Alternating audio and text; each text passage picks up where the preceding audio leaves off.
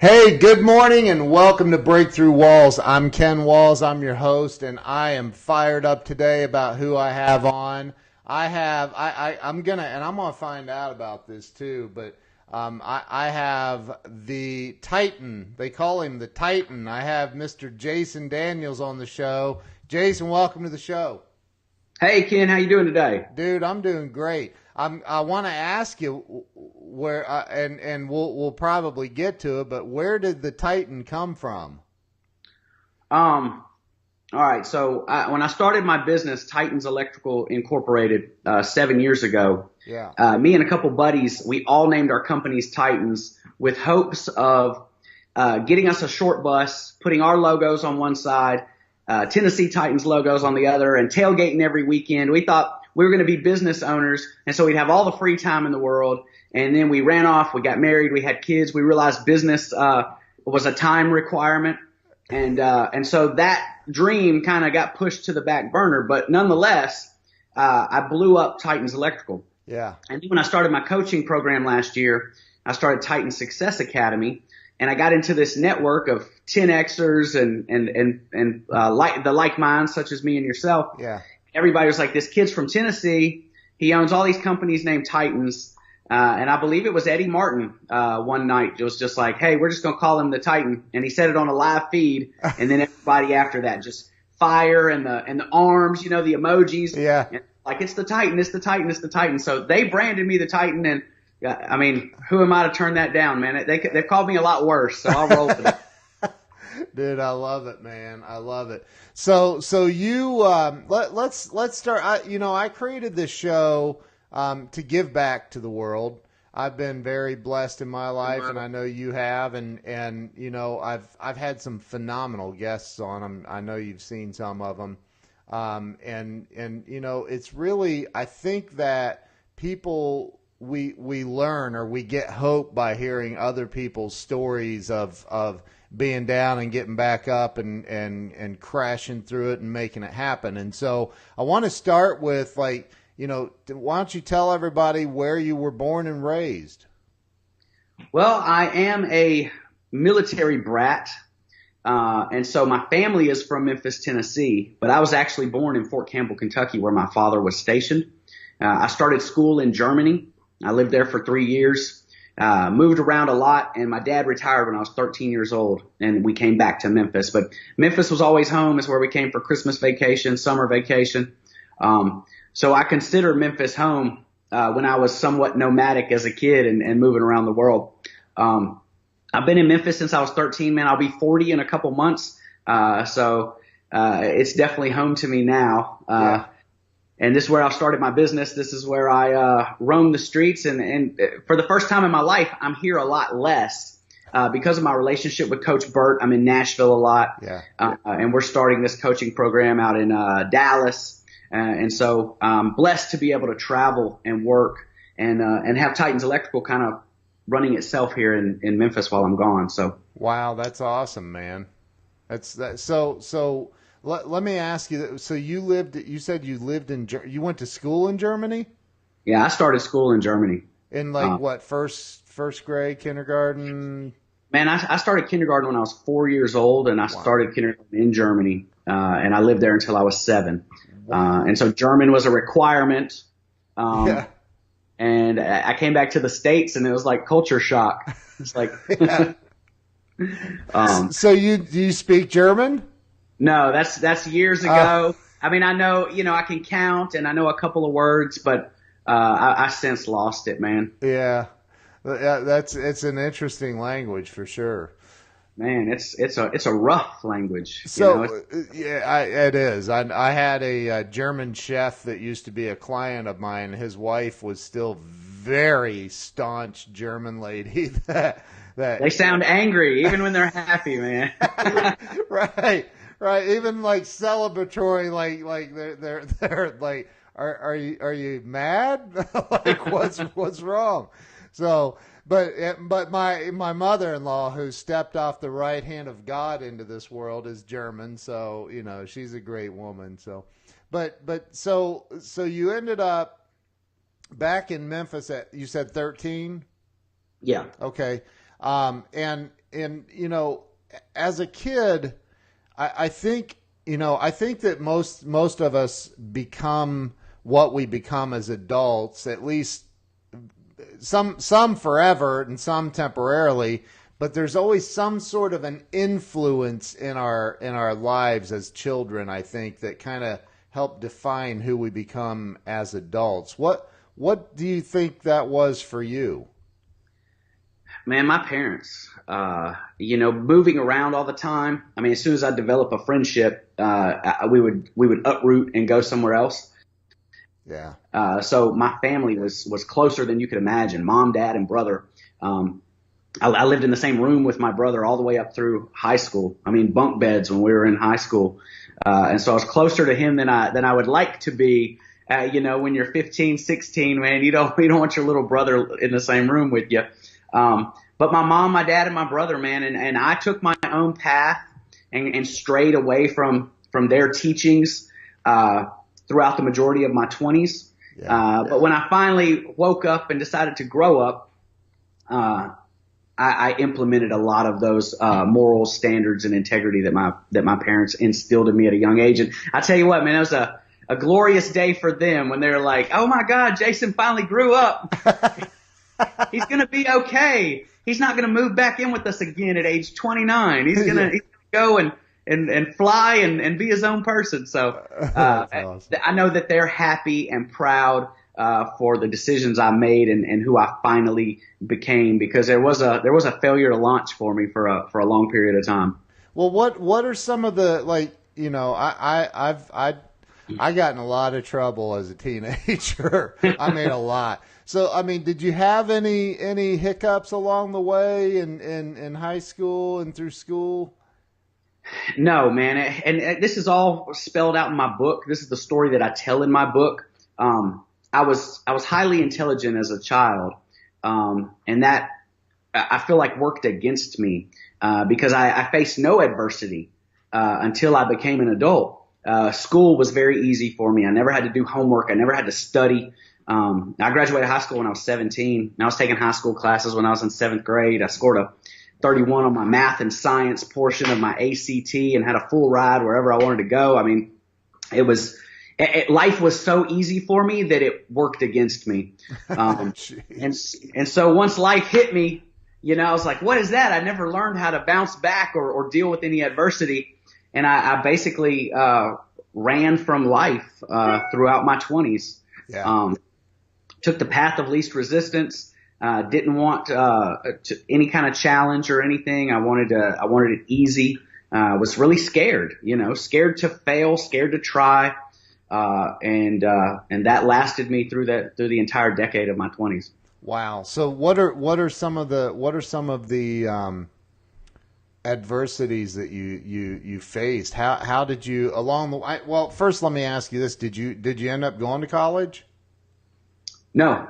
Well, I took one class for one semester, and I just wasn't ready to pursue any sort of. I wasn't ready to pursue my potential. Right. I was ready to hang out. See, in high school, my parents were fairly strict on me as far as letting me go and do, and I was very young.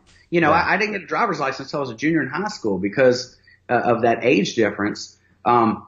And then coupled with me moving around all the time, it was hard for me to develop friendships. So I wasn't really in the in crowd in high school. And so I didn't discover partying and all that sort of thing until after high school. Once I became an adult and I was free, I was like, I don't want any part of school. I don't want any part of authority. I'm going to go and act like a teenager now that I'm grown. Wow. So you never did go to college then? I mean, just the one class. Yeah. And so you had a full ride to go anywhere you wanted, and you didn't go. I had a full ride to go anywhere I wanted, and I went to work at a fast food restaurant. That honestly, to me, that makes all the logical sense in the world. It really does. To some people, it wouldn't make sense though. So you spent your 20s spreading your wings and flying. We'll just say that. man, sleeping on couches. I'd move out with my parents, move in with a friend or a girlfriend. That wouldn't last. I'd move back in with my parents. I mean, my parents would just keep my room there and just shut the door and be like, he'll be back in 6 months. I mean, when I finally left and didn't come back, I imagine that they were probably like, I mean, any minute now he's going to be showing up, Wow. because I had left and come back so much. But you know, they're great. They're great people, and they continue to attempt to instill in me a desire to be somebody. You know, my mom and dad would sit down and tell me, "Hey, look, you've got gifts." You know, but until you're ready to recognize those gifts and to do something with them, it doesn't matter what the world tells you. You can't push anybody into discovering their own potential or trying to succeed until they're ready to do it. That's amen. You're so right, man. And I'm sure you cover a lot of that in your. I didn't even know you had a book, dude. I'm sorry. Well, I'm finishing it up right now. It's not out yet. Yeah, we're almost done with it. Nice, man. Nice. When are you looking to have it released? This year, into this year. Okay, cool. I'm looking forward to getting it. So your 20s sounds like a lot of partying, maybe.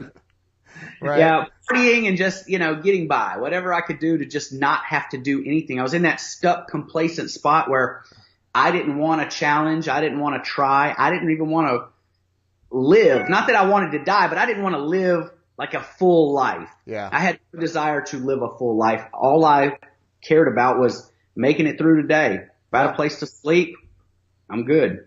So what was you said it was in your late 20s that there was a moment, it sounds like some kind of a catalyst that occurred that woke you up.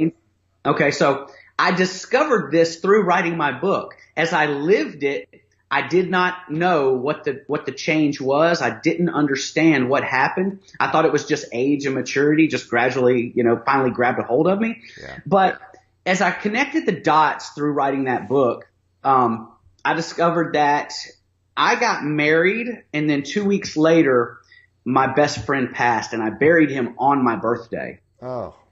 And I think when that took place, I really had to reevaluate life. I understood at that point that we're not going to live forever.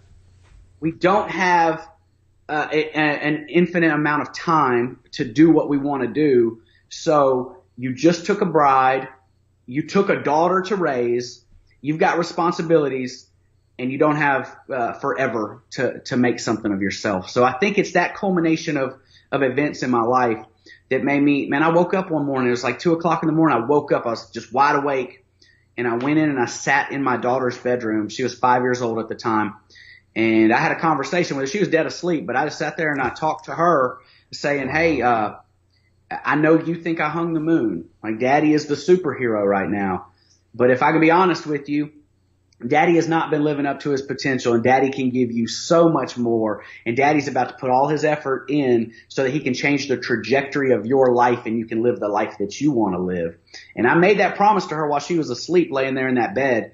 And I woke up the next day and I went out and started putting down the footwork to start my own company and build my own empire.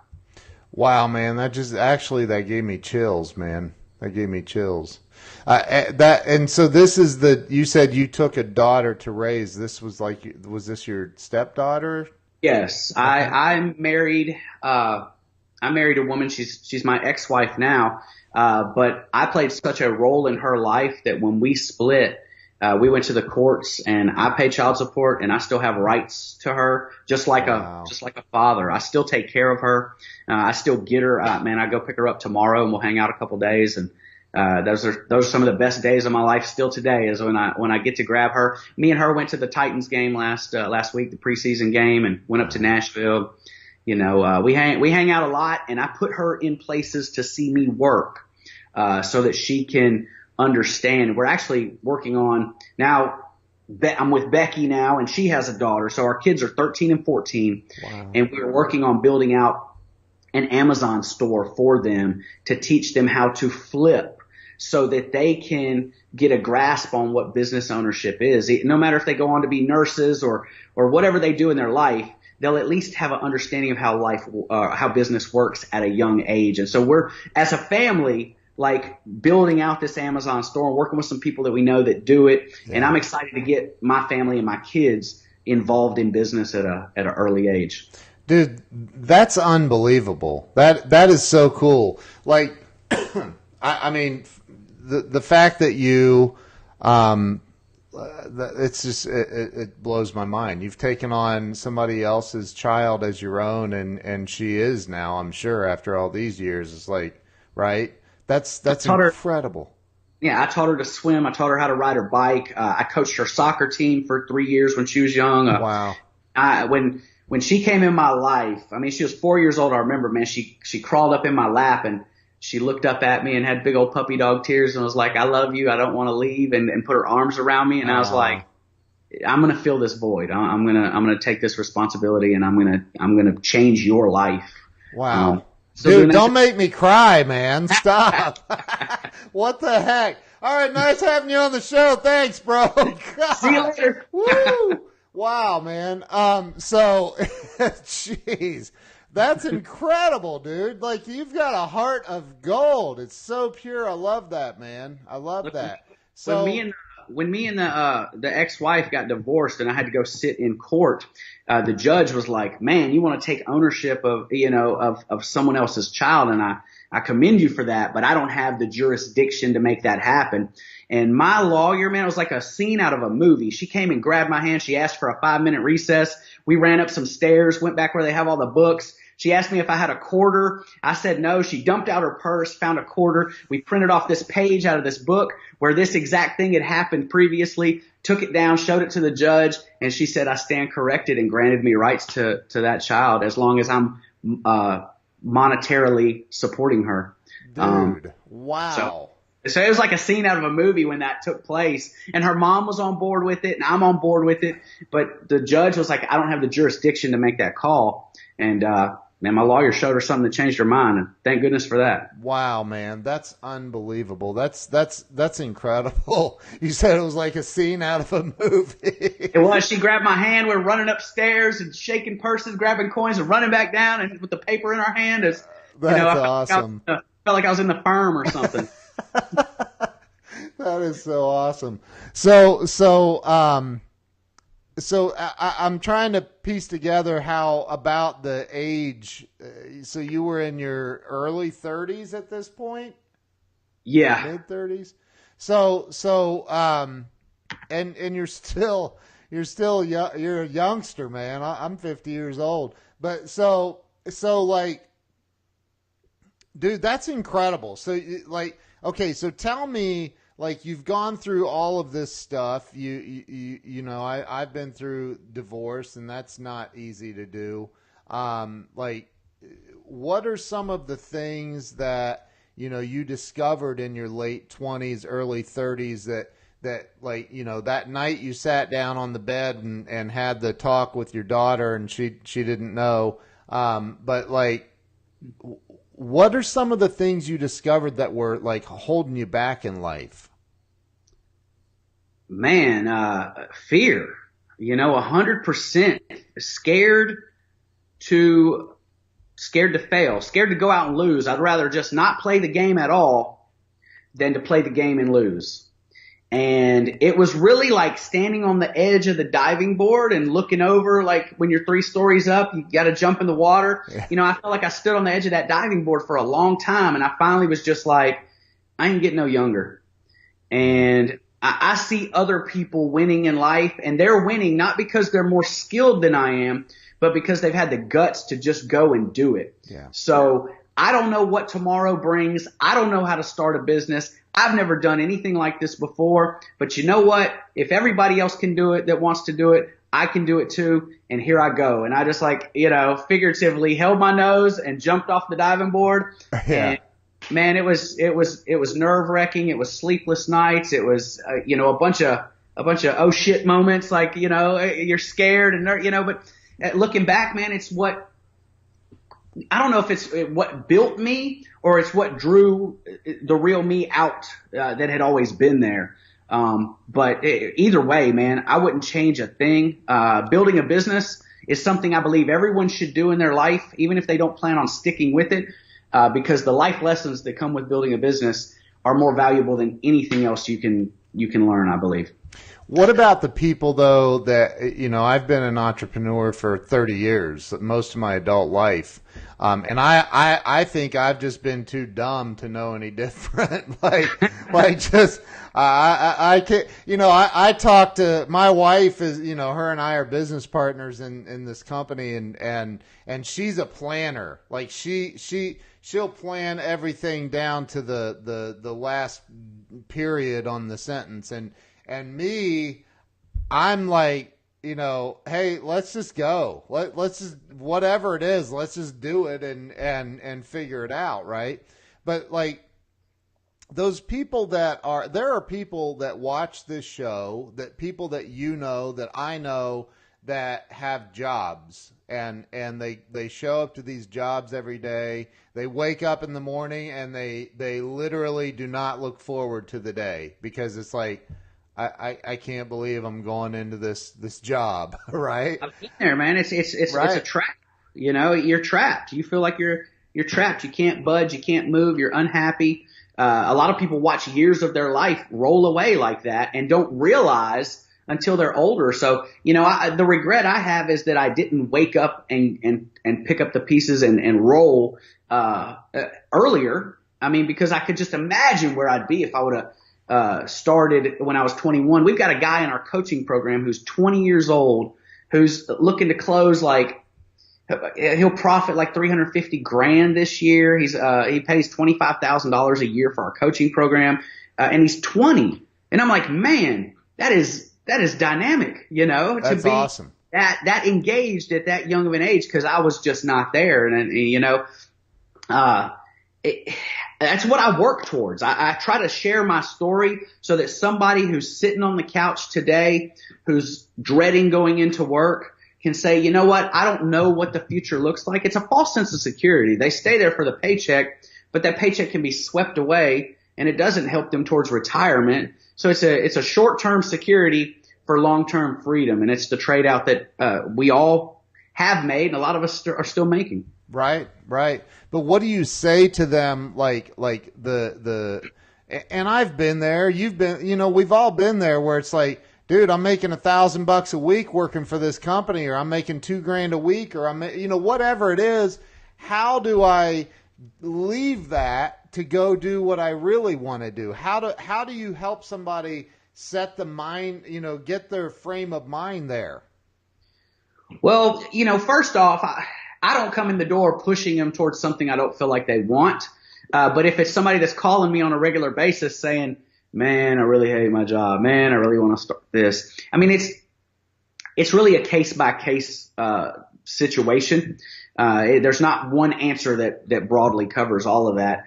But, for people who are working a good job, making $100,000 a year, supporting a family, they have a wife and kids are looking at going to college and it's hard to make that shift. I suggest that, they start doing something on the side. If you start doing something and it starts showing some fruit, I mean, once you start making money in that side gig, it makes it a little easier to leave your day job. It's impossible to just cut the strings. Hey, I'm making $100,000 a year today. I quit and start tomorrow doing something and not know what comes out of it. So I suggest if you have the ability, start building that foundation, start creating that business and start generating revenue, in that second business, before you leave your first. I didn't have that opportunity. I didn't have a first job to leave. I wasn't doing anything. So I was just like, hey, I'm going to start a business. Right. And let's talk about that because I've I don't know if you've heard this or not, but I went through a divorce and was sleeping on a buddy's. Well, he was a retired, doctor, so it was a very nice couch. but I was at his place for like 60 days. I'd gotten fired from my sales job I had, even though I was the top guy. My energy was just horrible, and and the dude said, dude, you need to get the blank out of my house. Like, you need to go. Like, man up, grow up, do something, get out. Like, go. I didn't let you live here to raise you. And I said, man, I don't have any money though, and I blah blah. You don't understand. I left my daughter, and he's like, I understand, and I also understand. You need to get out. And he handed me a $20 bill. He said, and I smoked cigarettes back then, right? So I bought a pack of smokes. They were $3. I had $17 left. Put 10 of it in my car, and went out and just knocked on doors, and till I couldn't, like. So, and that's where my business started, years ago. But, like, how did you start? What did you do? Man, I was doing, I guess, a side job for one of my friend's dads. And through that project, it was a several week, month-long project.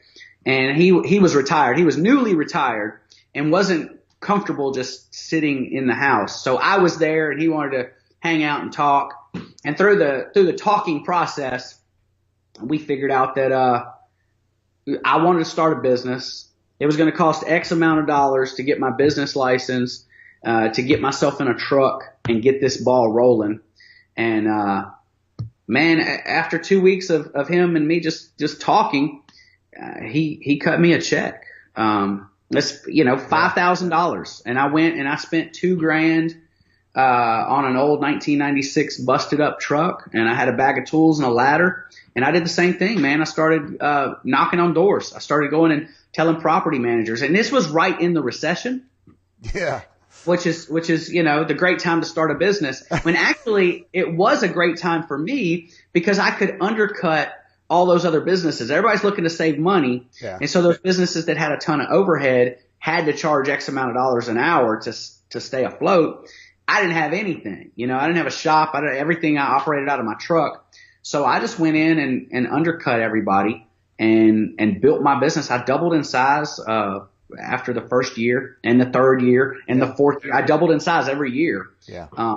Just getting out and, loving on my customers. In the construction industry, it's not hard to do that because my competition out here was people with a slew of problems. People who are good at their trade but not good at communicating. Right. And I always prided myself on having a great skill of communication, being able to talk and relate to people. And you don't find a lot of that in construction, man. So that worked out well for me, and the business just took off. So now you were already an electrician? The electrical trade was kind of like my fallback while I was partying in my 20s. Okay. So, I would work for a company for a little while and then quit or get fired, and then go do something else or do nothing for a period of time, and then go get another job as an electrician. I just bounced around as an electrician. I learned more about electrical work by starting my own company than I ever learned by working for anybody else. Right. My grandfather and great grandfather were both electricians. So you just went out and made it happen. And that's what people don't understand, man. Because I went out my very first day, I made $600, right? So yeah. But it wasn't until like the 100th door I knocked on that day or whatever it was. It may have been 50, I don't know, but it was a lot of doors and a lot of get the hell out of here, yeah. Right? Like, no, we're not interested. But I didn't let any of it stop me. And it sounds like you went through the same stuff. Yeah, man.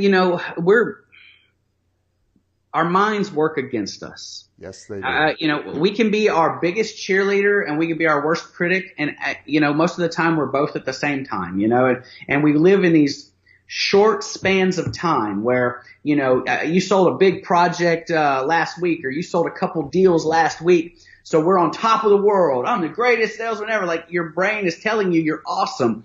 And then like 3 deals consecutively fall through, and it's all of a sudden like, oh my God, what am I doing wrong? I'm terrible. I need to do something else. I'm going to go back to work for somebody else. I saw, like these short little screenshots of time of who we are and what we're doing. And I mean, it takes 5 minutes to pump us up and it takes 5 minutes to bring us down.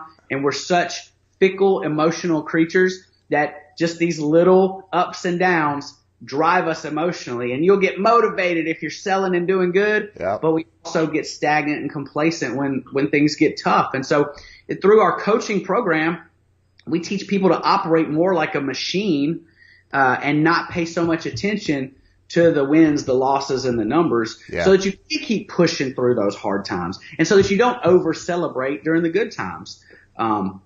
It's something that I had to learn the hard way. I mean, I get knocked down in business and want to go crawl in the bed and be like, I'm just gonna get up and try again tomorrow, man. My stomach's in knots.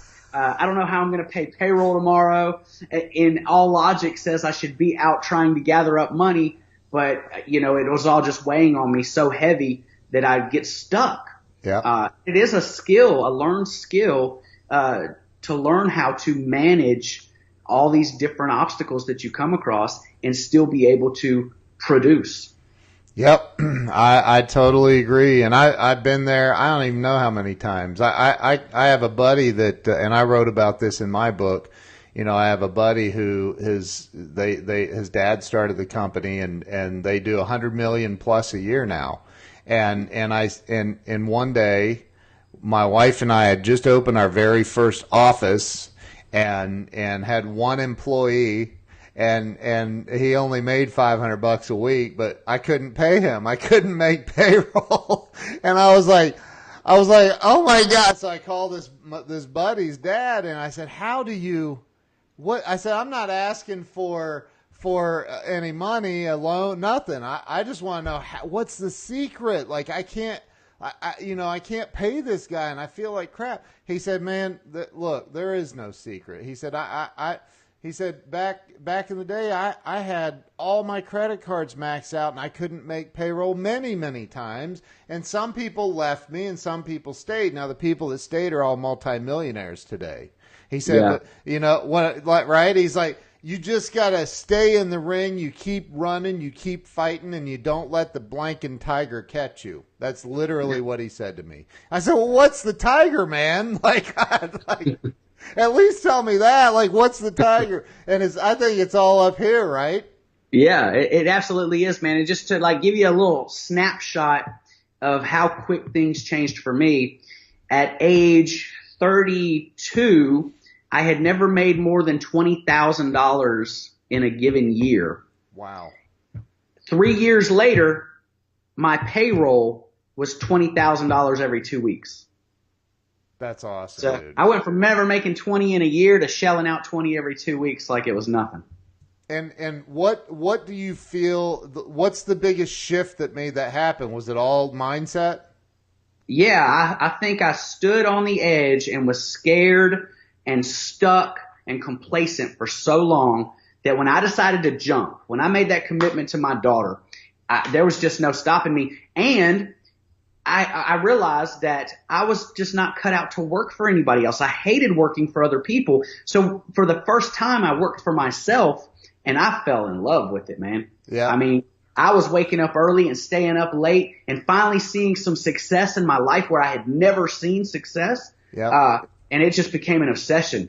I'm like, yes, more. This is great. I finally figured out what I was put here to do, and I want to do it every single moment I'm awake.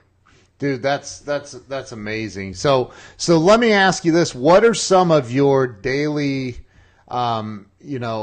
there's days when unless you're just not human and you literally are just a titan, but like the days that you wake up and you're like, even though things may be going incredibly well for you, we all have those days where it's like, I don't want to play adult today. I don't want to do this. Like, I just want to go play golf or hide and that's not real. You can't do that. So how do you push through that? What do you do to get through that?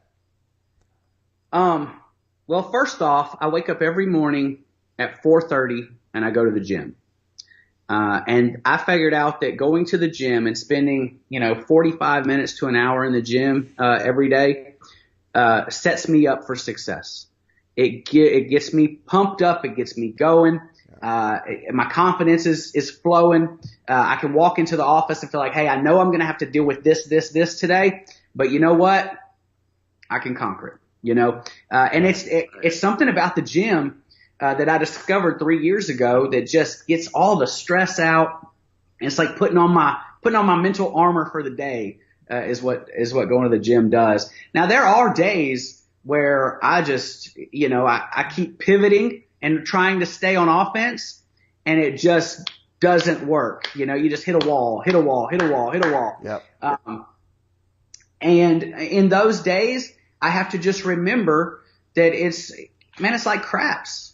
Man, life is like craps. Business is like craps. We're going to win some and we're going to lose some. And just because I lose some today, I cannot allow myself to get down. And just because I crapped out today doesn't mean I can't come in rolling hot tomorrow. And I try to not let myself get stuck in those little snapshots that our emotions seem to pull us in. Like, oh my God, I lost, 3 deals today. Right. Sky's falling. My business is closing down, whatever. I'm just like, man, we've been here before. We've done this. It's hills and valleys. Yep. We're in a dip. We're going to bounce back. Let's just keep pushing for that bounce back, man. Let's keep rolling the dice. You cannot win at craps if you don't keep rolling the dice. And so I make it a point to just never hold the dice. As soon as I get the dice in my hand, I'm rolling them. I'm making a decision. We're moving forward. We're staying on offense, because the only way I know how to score is to be on offense. And even if I'm getting punched in my mouth and pushed back and sacked and tackled and, losing teeth, I got to get up and I got to stay on offense. And I've become somewhat addicted to that. I love it all. I love the challenge. I love the adversity. I love the hardships, because when you do break through, when you do figure it out, when you do win something that you've been fighting for a long time, man, that's a feeling you just can't compare to anything else. Dude, I love that. So you've mentioned your coaching program. I do a little bit of coaching too, but there's a lot of, and we all see the coaches online, man. There's a lot of people out there, I love and no, I'm not trying to offend anyone, but like I see a lot of people in their 20s that are trying to be coaches, and for me, I look at that and I think, well, how many businesses have you lost?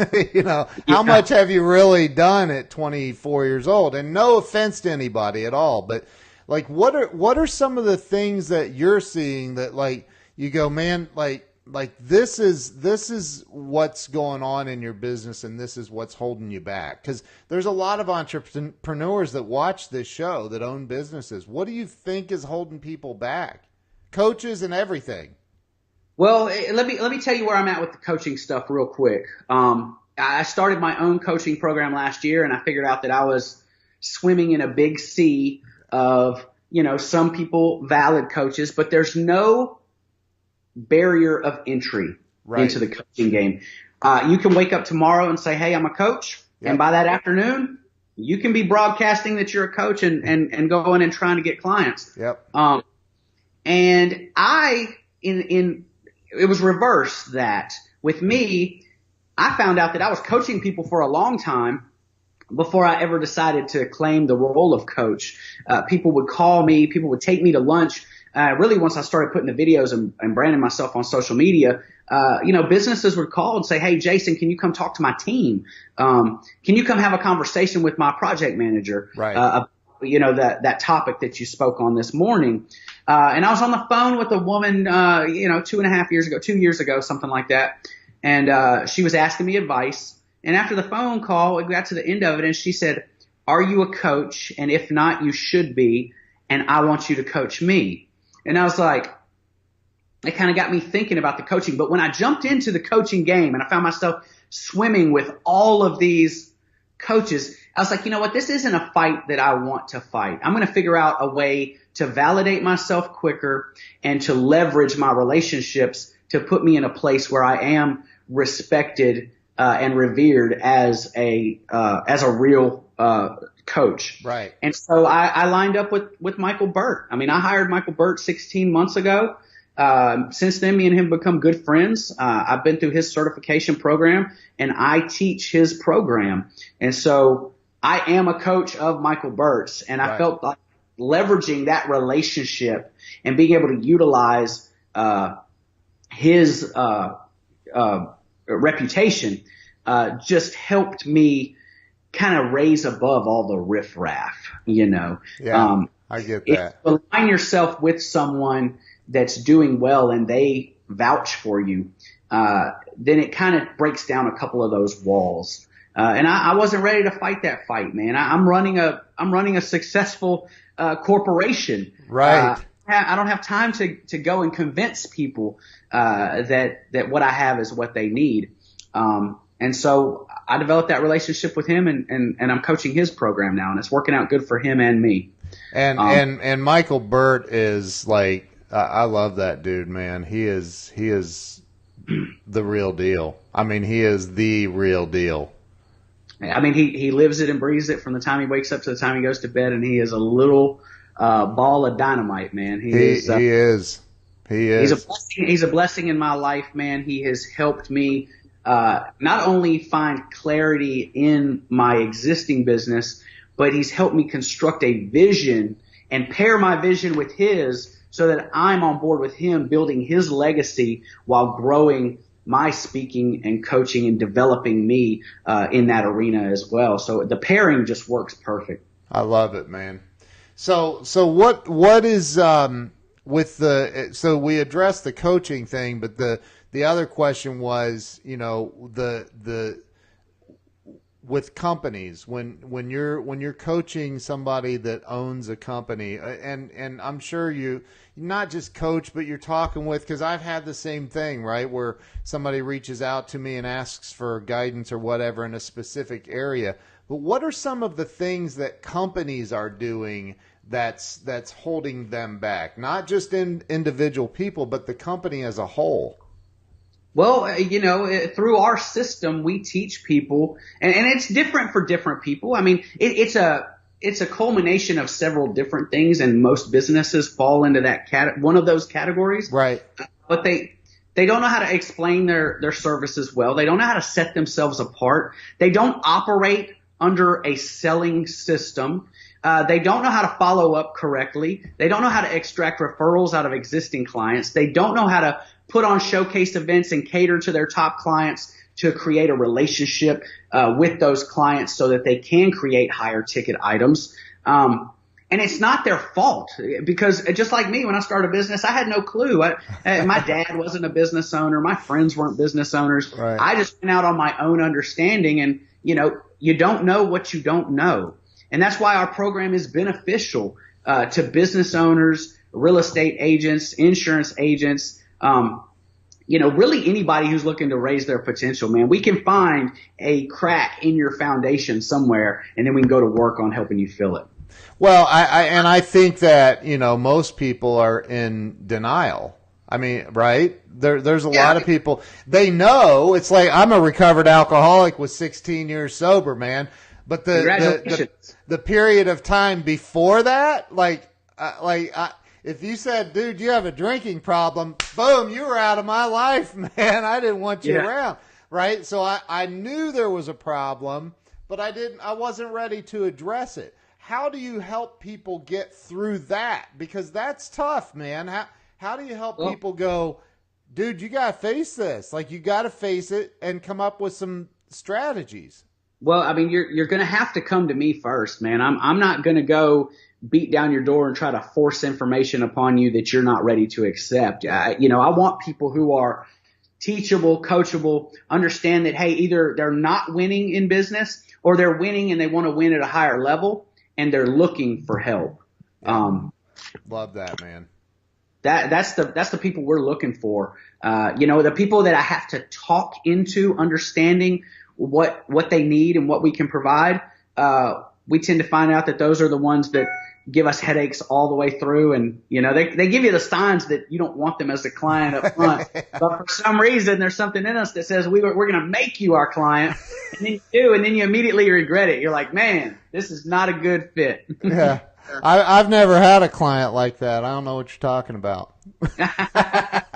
Well, heck, man, you're doing something better than we are. Yeah, no, I'm totally kidding. Let me ask, and I always ask this question, and I've asked Bob Berg and Sharon Lecter, and I've asked everybody on the show this question. I want to ask you, if somebody comes to you and they say, look, man, I'm struggling. I've done everything I know how to do. I can't pay my bills. My electric's getting shut off tomorrow. My car got repoed. My life's falling apart, and I don't know what to do. What's the first thing you're going to say to that person to help them get over that hump?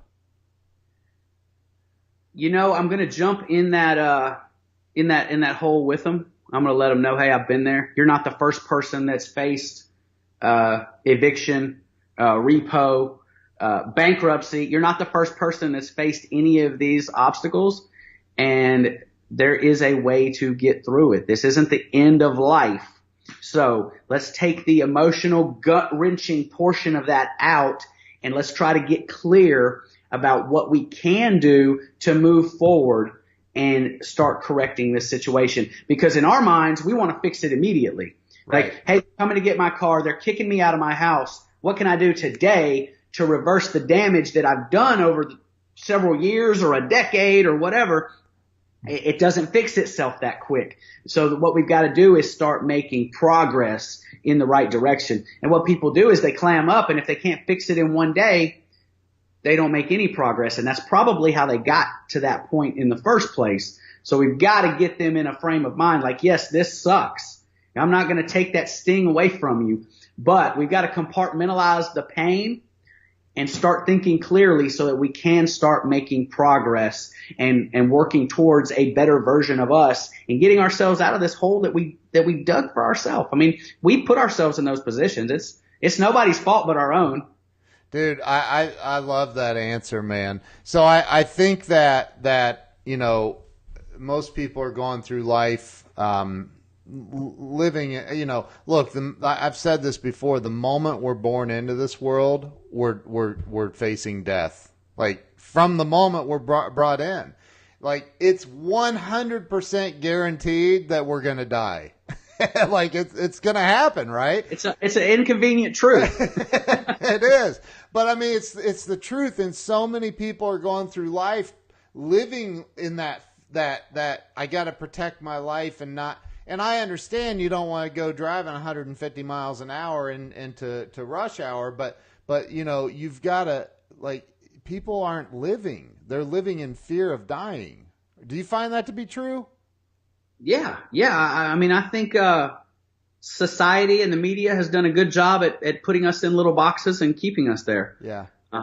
We're taught. I mean, school teaches you how to memorize things, pass tests, and then forget it the next day. Right. And so, what real benefit does that have once you get through school? I mean, there's no emotional quotient. There's no teaching you how to bounce back. They don't teach you how to manage a checkbook. We all need to know how to manage money, but they don't teach us any of that. It makes you wonder why. Yeah. Like, if our government really cares about us, why aren't they teaching us the things we need to know instead of crap we're never going to use in our entire life?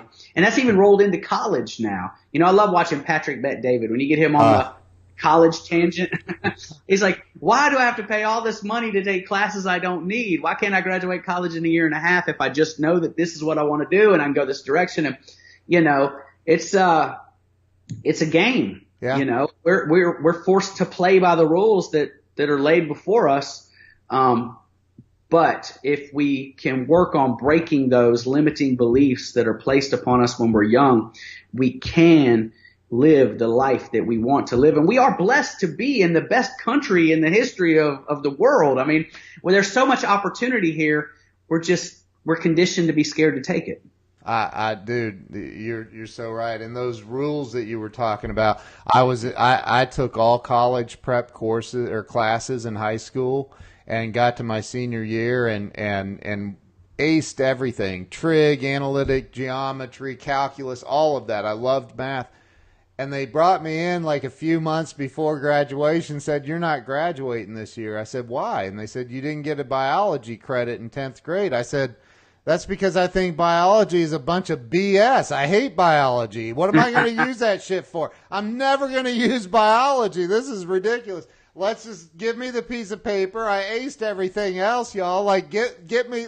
They're like, "No, you have to have biology." I'm like, "You know what? Then I'm out of here. Y'all suck. I'm out of here." And I walked out, dude. I never went back. Didn't get a GED. I made the decision, though, just like you and like a lot of other people, like I got to educate myself. Like the traditional educational systems, I don't think they educate us the way we need to be. Like what you were just saying.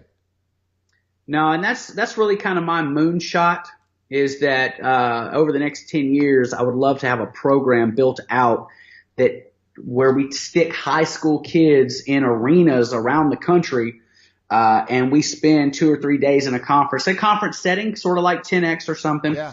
But man, we just pack it full of high school kids and we teach them all the things that school doesn't teach them that they need to know in life. And, finance and credit card, good debt, bad debt, emotions, how to manage emotions instead of letting them manage you, how to be resilient, how to bounce back when you take a loss, how to steer clear of peer pressure, all these things that they don't teach you. And the way we learn these things is by our environment. So if our parents have a good skill set in these areas, then we tend to have a better chance of succeeding in these areas. But man, that's where the lost continue to stay lost is their parents don't know how to manage a checkbook. Their parents don't know how to manage money. Their parents they're emotionally driven. And so that's where they learn because there's nobody else teaching them anything different. Yep. And so I really want to put together a program where we go out and we teach kids all the things that they miss in high school. And dude, I love that idea. I want to be involved in that, as a matter of fact, because I totally, I love it. You're right. You're so spot on, man. So first I want to thank you. We're at the end of the hour here, coming up on the end, but I want to thank you. I know you're a busy guy. Hey, we were texting last night. Like it was 11:36 or something here, and you're like, "I'm in a meeting." I'm like, "God, wow!" So, yesterday started at 3:00 in the morning. Wow, dude! And didn't end until 11:00 last night. That's incredible, man. And so when I'm in a meeting, I try to flip my phone upside down. Yeah. And just not pay attention to it because it pops like a firecracker. Yeah. And I can't give anything my attention if I'm sitting there looking at my phone. So I just flip it up. I love it, dude. That's awesome. So how can the people that aren't already following you, that don't know who you are, my wife's on here. My wife is like loving this interview, by the way. So she said you're an awesome guest. So she said the end already. So the I have to have part 2.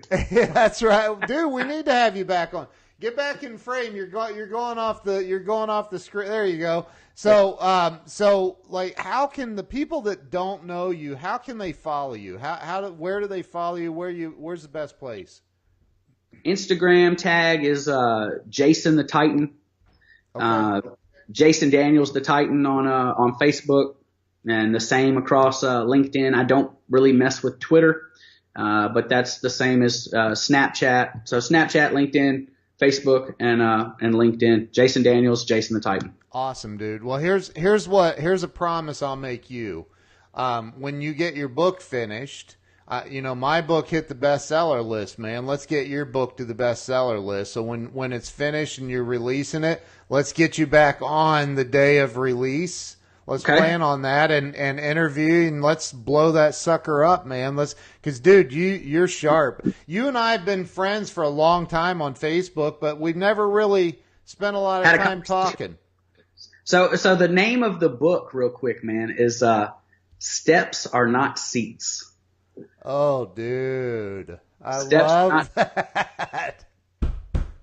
Love it. That's awesome, man. All right, let's get you back on the day you release the book, and let's promote the heck out of it. Okay, that sounds good, man. Okay. So, hey, everybody that's been on here, thank you so much. There's been a lot of shares. People have shared the heck out of this, man. So thank you for that. And thank you for everybody, the hearts, the laughing cry faces, everything. Appreciate you all. Have a great day, and we will see you all on Monday. Have a nice weekend. Thanks, Jason. Thanks, Ken. I appreciate you. All righty. Likewise.